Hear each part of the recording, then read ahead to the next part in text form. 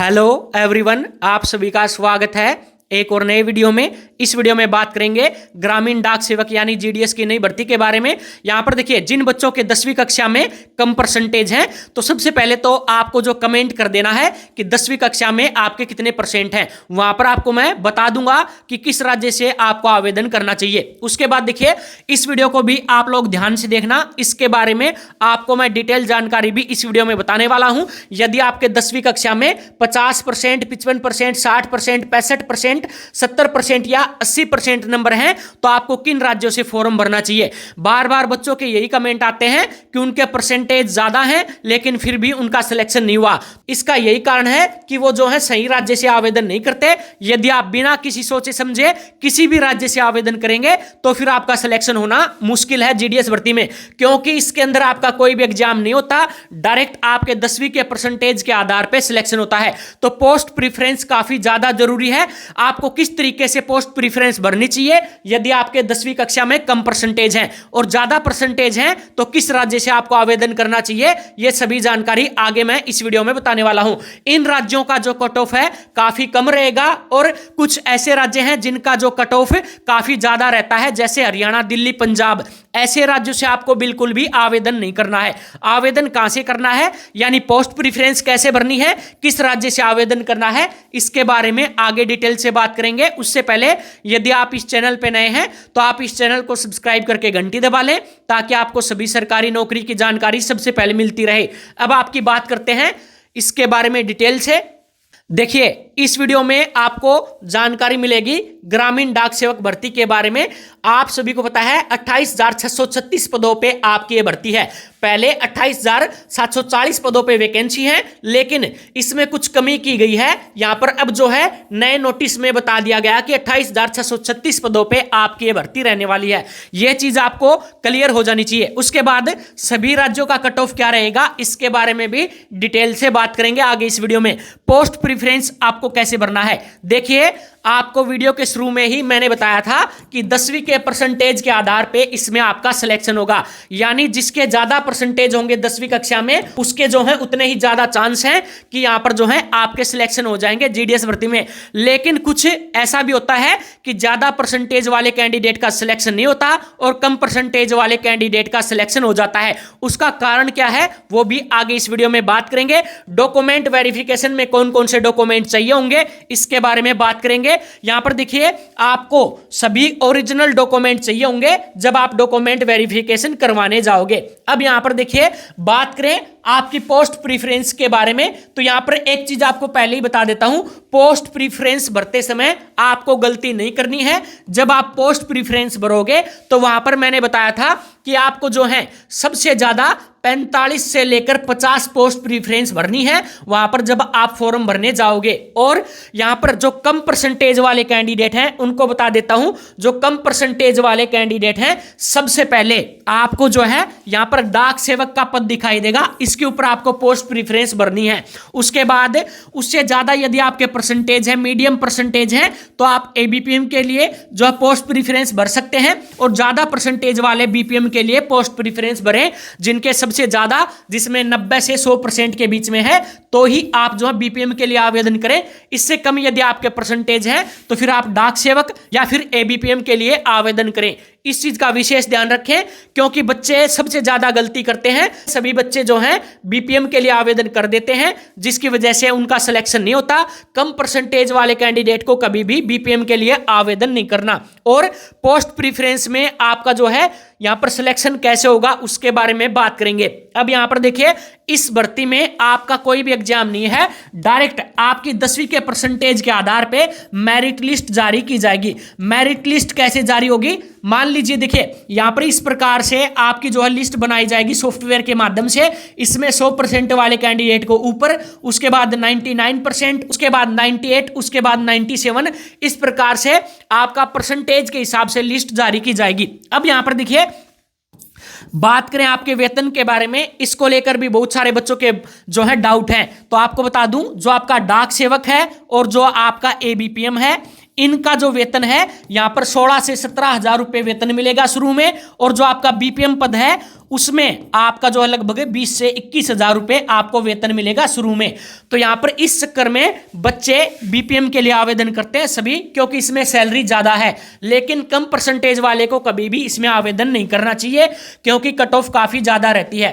उसके बाद देखिए, यदि आप 10वीं पास हैं और भारत के किसी भी राज्य से हैं, ऑल इंडिया, चाहे आप महिला हैं या पुरुष हैं, सभी कैंडिडेट इसमें आवेदन कर सकते हैं। एज लिमिट आपकी 18 से 40 साल के बीच में होनी चाहिए, कम से कम 18 साल और ज्यादा से ज्यादा 40 साल। ये तो सामान्य कैटेगरी की बात हो गई। ओबीसी कैंडिडेट को आयु में 3 साल की, यानी 18 से 43 साल, और जो आपके SC ST हैं उनको 18 से 45 साल तक यहां पर आवेदन करने का मौका मिलेगा इस भर्ती में। उसके बाद फीस के बारे में बात करें तो आपके जो सामान्य और साथ में ओबीसी और ईडब्ल्यूएस कैंडिडेट हैं उन सभी की 100 रुपए फीस है, और बाकी जो SC ST कैंडिडेट हैं, साथ में जो महिला कैंडिडेट हैं, किसी भी आप जो है कैटेगरी से हैं, इन सभी को बिल्कुल फ्री में आवेदन करने का मौका मिलेगा इस भर्ती में। ये डाउट आपके क्लियर है? उसके बाद और आगे डिटेल से बात करते हैं इस भर्ती में।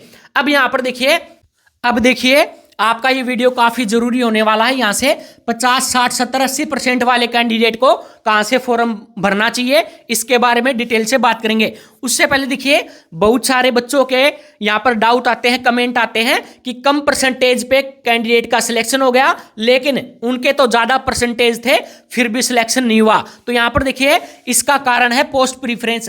पोस्ट प्रीफरेंस में मैंने बताया था इसका कारण क्या है। देखिए, आप किसी दुकान से या फिर किसी ई-मित्र से या CSC सेंटर से जो है अपना फॉर्म भरवाते हैं, तो वहां पर 10 से जो है 20 जो है पोस्ट प्रीफरेंस दुकान वाला भरेगा, क्योंकि उसके पास टाइम कम होता है। लेकिन आप अपने मोबाइल से फॉर्म भर सकते हैं, तो वहां पर जो है आप 45 से 50 जो पोस्ट प्रीफरेंस आसानी से भर सकते हैं, जिससे आपके ज्यादा चांस होंगे। और साथ में मैंने बताया कि कम परसेंटेज वाले कैंडिडेट को हमेशा लोअर आपकी जो डाक सेवक है या फिर आपका जो ABPM है, इसके लिए आवेदन करना चाहिए। साथ में एक चीज का ध्यान रखना चाहिए, जो आपके OBC कैंडिडेट हैं, साथ में SC ST कैंडिडेट हैं, जो SC ST कैंडिडेट हैं, इन सभी को और OBC सभी कैंडिडेट को अपनी कैटेगरी से पहले आवेदन करना चाहिए। पहले आपको अपनी कैटेगरी से आवेदन करना है, उसके बाद दूसरी कैटेगरी से आवेदन करना है। जैसे जो SC ST वाले कैंडिडेट हैं, आपकी सामान्य कैटेगरी में भी पोस्ट प्रीफरेंस भर सकते हैं। तो ये जो है आपको पोस्ट प्रीफरेंस ज्यादा से ज्यादा भरनी है। यहां पर देखिए, यहां पर जो सिलेक्शन होता है, मान लीजिए आपकी 6 पोस्ट हैं किसी भी डिवीजन में। ये केवल एग्जाम्पल के जरिए आपको मैं समझा देता हूं किस प्रकार से सिलेक्शन होता है। और यहां पर 10 कैंडिडेट ने आवेदन कर दिया, अब पोस्ट है 6 और फॉर्म भरे गए हैं 10। तो यहां पर सिलेक्शन कैसे होगा GDS में? देखिए, आपकी जो मान लीजिए इन 10 कैंडिडेट का किसी का 100% है, किसी का 85% है, किसी का यहां पर जो है मान लीजिए 95% है, किसी का 90% है, किसी का यहां पर जो है आपका 70% है, किसी का 60% है। इसी प्रकार आप देख सकते हैं, किसी का जो है यहां पर मान लीजिए 55% है, किसी का यहां पे 75% है, किसी का यहां पे जो है 82% है। इस प्रकार से मान लीजिए किसी का यहां पर जो है 50% है।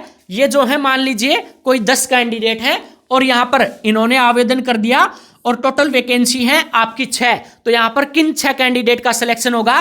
पहले नंबर पर आपका 100% वाला रहेगा, उसके बाद दूसरे नंबर पे 95% वाला, उसके बाद आपका तीसरे नंबर पे आपका जो है 90% वाला, उसके बाद यहां पर देखिए ये 85% वाला 4 नंबर पे होगा, उसके बाद आप देख सकते हैं ये जो है 82% वाला 5 नंबर पे, उसके बाद और आप देख सकते हैं जो आपका 75% वाला है ये जो 6 नंबर पे। यानी इन जिनके ज्यादा परसेंटेज हैं उन 6 कैंडिडेट का सिलेक्शन कर लिया जाएगा। इस प्रकार से आपका GDS भर्ती में सिलेक्शन होता है। इसी कारण यहां पर देखिए आपको पोस्ट प्रीफरेंस काफी अच्छे से देना है। यदि आप अच्छे से पोस्ट प्रीफरेंस भरोगे तो कम परसेंटेज में भी आपके सिलेक्शन होने के चांस हैं। उसके बाद देखिए, जो आपकी बात करें सभी राज्यों की कट ऑफ के बारे में, तो यहां पर देख सकते हैं इसमें पहली जो मेरिट लिस्ट जारी की जाती है उसके अंदर आपकी फर्स्ट लिस्ट में आपकी कट ऑफ काफी ज्यादा देखने को मिलती है, क्योंकि आप सभी को पता है इसके अंदर एक से अधिक यहां पर जो है लगभग ये मान के चलो 5 से 6 मेरिट लिस्ट यहाँ पे जारी की जाती हैं। तो जिस कैंडिडेट का सिलेक्शन पहली लिस्ट में नहीं होता उसको घबराने की जरूरत नहीं है। आपका सेकंड, थर्ड, फोर्थ या 5वीं सभी किसी ना किसी लिस्ट में आपका सिलेक्शन होने के चांस जरूर होते हैं। अब यहां पर देखिए जो पहली मेरिट लिस्ट है उसमें लगभग 95 से 100% वाले कैंडिडेट का ही ज्यादातर सिलेक्शन होता है। यानी पहली लिस्ट में सभी राज्यों में काफी ज्यादा कट ऑफ देखने को मिलती है, बाद में आपकी कट ऑफ कम होती रहेगी जैसे जैसे आपकी लिस्ट जारी होती रहेंगी। अब यहां पर देखिए आपको फॉर्म भरते समय एक गलती और नहीं करनी है। जहां पर देखिए आपकी सबसे ज्यादा पोस्ट है, जैसे आपका महाराष्ट्र है, महाराष्ट्र सर्कल में आप देखिए यदि आपको मराठी आती है तो आपकी 3460 वैकेंसी है। तो आप इस सर्कल से आवेदन कर सकते हैं, क्योंकि आपको ऐसे सर्कल से ही आवेदन करना है जिसमें आपका जो है वैकेंसी ज्यादा हो, लेकिन आपको लोकल भाषा आनी चाहिए उस राज्य की। उसके बाद जिसकी लोकल भाषा हिंदी है वो उत्तर प्रदेश से आवेदन कर सकते हैं। 3169 पदों पर वैकेंसी है। वेस्ट बंगाल में यदि आपको बंगाली आती है तो 2765 पदों पर आपकी वैकेंसी है। ये जो है आप देख सकते हैं जिन राज्यों में सबसे ज्यादा वैकेंसी है उसके बारे में। मध्य प्रदेश यदि आपको हिंदी आती है 2102 वैकेंसी है। तमिलनाडु यदि आपको तमिल आती है तो 2009 वैकेंसी है। गुजराती आती है तो गुजरात से 1782 वैकेंसी है। बिहार सर्कल में हिंदी है, लोकल भाषा 1344 वैकेंसी है। और छत्तीसगढ़ में हिंदी आती है तो 1155 वैकेंसी है। तो आप इन राज्यों से आवेदन कर सकते हैं। जिन राज्यों से आपको बिल्कुल भी आवेदन नहीं करना है, यदि आपके मान लीजिए 95% से कम आपके परसेंटेज हैं 10वीं कक्षा में, तो फिर आपको कभी भी इन 3 राज्यों से तो भूलकर भी आवेदन नहीं करना है। दिल्ली में आपके देखिए टोटल वैकेंसी ही आपकी 38 है। यहां पर 100% वाले कैंडिडेट का ही केवल सिलेक्शन होता है। उसके बाद हरियाणा में भी कभी भी आवेदन नहीं करना है। 270 वैकेंसी है और 100% वाले कैंडिडेट का ही सिलेक्शन होगा। पंजाब में भी ऐसे हैं, यहां पर देख सकते हैं कम वैकेंसी है, तो ऐसे में इससे भी आपको आवेदन नहीं करता। यहां पर भी 95% से ज्यादा वाले ही कैंडिडेट आवेदन करें। तो यहां पर देखिए जो कम परसेंटेज वाले हैं जिनके 45% है, 50, 55 या 60% है, यदि आप फॉर्म भरना चाहते हैं तो आप जो है उत्तर प्रदेश से या फिर मध्य प्रदेश से इन राज्यों से आसानी से आवेदन कर सकते हैं, या फिर आप छत्तीसगढ़ सर्कल से भी आवेदन कर सकते हैं। इनमें जो है थोड़ी सी कम कट ऑफ देखने को मिलती है बाकी राज्यों से। तो ये मैंने बता दिया कि किन राज्यों से आपको आवेदन करना चाहिए यदि आपके कम परसेंटेज हैं, और किन राज्यों से आवेदन बिल्कुल भी नहीं करना चाहिए। यहां पर देखिए काफी ज्यादा अच्छे चांस हैं, आप जो हैं अच्छे से अपनी पोस्ट प्रेफरेंस भरोगे तो फिर कम परसेंटेज में भी आपका सिलेक्शन हो जाएगा। अच्छे से आपको आवेदन करना है। इसका एक डिटेल वीडियो आ जाएगा। इस डिटेल वीडियो में काफी ज्यादा आपकी जो है डिटेल बताई जाएंगी, किस राज्य से और किस डिवीजन से आपको जो है आवेदन करना चाहिए। इसका वीडियो आपको जो है मिल जाएगा। लगभग 20 से 30 मिनट का ये वीडियो होगा जो काफी जल्दी आपको देखने को मिलेगा इस चैनल पे। तो सब्सक्राइब करके रखें, उसके बाद ही आपको अपना फॉर्म भरना है ताकि आपका जो सिलेक्शन आसानी से हो जाए कम परसेंटेज में भी। फिलहाल ये जानकारी शेयर करनी थी। वीडियो को लाइक शेयर जरूर से कर देना।